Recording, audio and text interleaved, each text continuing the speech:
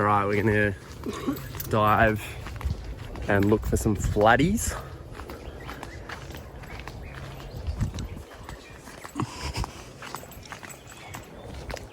There's this little zone that we can dive for flatties here. It's really shallow water. Let's go check it out, see if the tide's right. Yeah. So they're not going to be... Hello. Are they not going to be in there anymore, you think? No, they'll be there. Okay. Looks good to me. Let's say we do it. The water's looking clear. I mean, clean enough. Yeah. Alright, gonna suit up and get out there. This is one of the first times I've gone diving in a few years. It's been a long time between dives, mainly because it's been La Niña and the water has just been super murky. This little channel that we swim across to get to this sand flat is really sketchy. I don't know, I think it's sketchy. I'm always scared of bull sharks in this channel, and my mates say to me, oh, you've got nothing to worry about, and then next minute there was this huge pod of dolphins, massive ones, not this day but another day, and if there's huge dolphins like that swimming past, there's definitely some big sharks swimming past. And recently there was a huge great white seen in this system as well, so I wear a shark shield for that reason, because I think it's sketchy. But once I'm up on the sand flats I feel a bit better. Oh, just missed a flatty straight away. Was looking at that, look at it down the bottom left hand corner, see it swim off, just looking at that stingray and totally missing it. So that's my first introduction back, is that I'm definitely moving too fast and I really need to slow it down. That was something that I learned on this dive after not diving for so long, is that you can be really eager in spearfishing to get fish, and by moving fast and erratically, you definitely spook the fish. It's much better if you slow down and just slow everything down. Slow your breathing down, slow all of your movements down. And when you're moving slowly, you tend to see a lot more fish. It's because you're not as threatening and you actually get a chance to take everything in.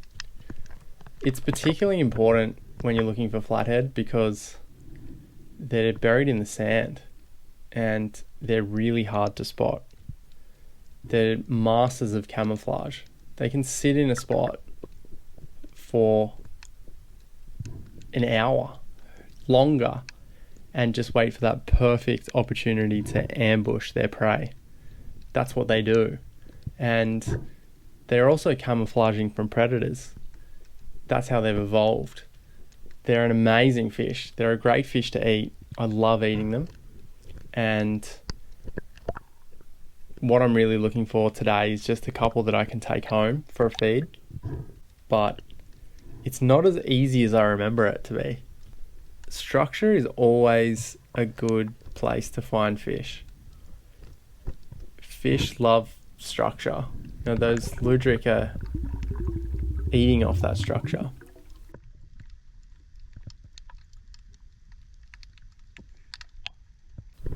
The flathead bury themselves in the sand. You can see there's a flathead lie, and someone spooked this flathead. It's already swum off, but you can see the big imprint that it's left.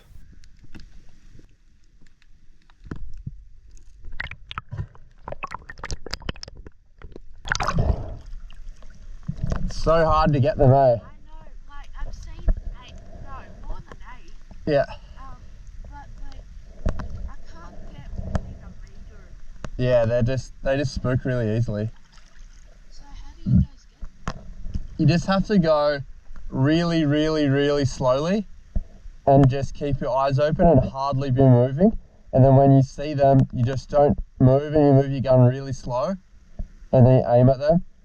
And then you just, when you have the shot, you shoot. But if you move a little bit, they're done, like they're gone. You just have to be super stealth. Otherwise, you're not going to get anywhere near them. And that was the really steep learning curve again after not doing this for several years. Was just the key lesson was to slow down as much as possible. This structure is really amazing. I thought for sure there was going to be some flathead here, but what I did see was a whiting just hiding through there. You can't see it, but it's a nice big whiting, one of my favourite fish to eat, and got a good shot on it. I'm going to keep that one for dinner.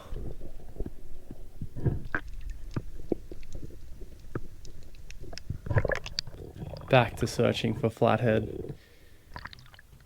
They're eluding me this day, but I spot one up there right next to the weed. See, it just buried itself in the sand. Unfortunately, this fish is a little bit small. We have a slot limit in New South Wales, which means you can only keep fish from 36 to 70 centimetres. It's a Dusky Flathead, and that one's just too small, but I'll put my gun there to show you sort of how big it is. Give you a bit of a point of reference, and yeah, you can see it just swim off and then try and bury itself again. They're amazing at camouflage, these fish. They can change colour too to really suit their environment, so you can see how it's just blends in straight away. So amazing.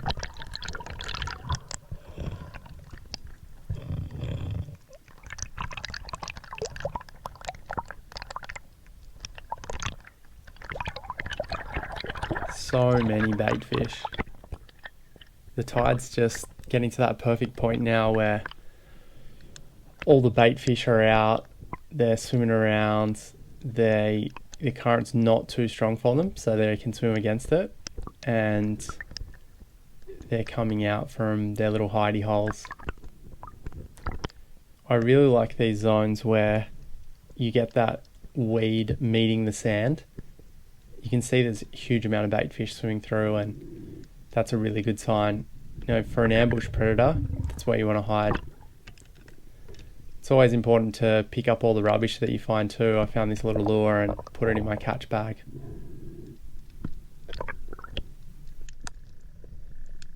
I'm paying extra attention here and really trying as much as possible to slow down and not spook fish. This is a good zone and the tide's just perfect. The visibility is really good. There's definitely going to be a big flathead around here somewhere. See that thing there buried? Massive flathead. That thing's nearly a metre long, maybe more, but it's a huge fish. Really hard to tell on the video. You're just gonna have to trust me, that's a massive flathead. Close to a metre for sure.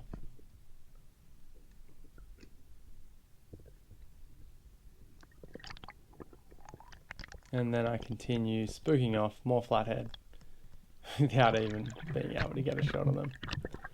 It's so hard. I just can't get there today. And even some of them I just see the dust, but don't even see the fish.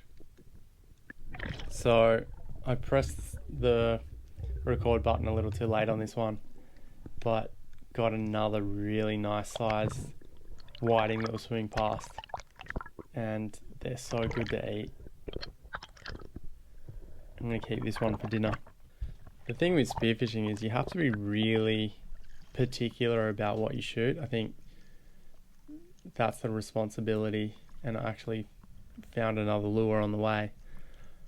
But that's the responsibility of us when we're spearfishing, is to be really conscious that once you pull that trigger, you're going to injure the fish, and you want to be sure that that's a fish that you want to keep and take for dinner. So I think over the years, as I've been spearfishing more and more, I've become more and more fussy about when I pull the trigger, and sometimes I'll go for a dive and I don't even pull the trigger. I just don't see a fish that's the size that I want to take. Either it's too big or it's too small, or it's just not the fish that I want to eat for dinner.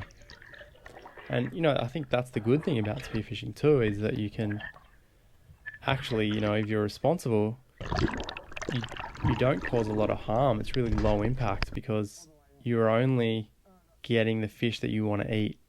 There's no bycatch. Yeah, time to head back in.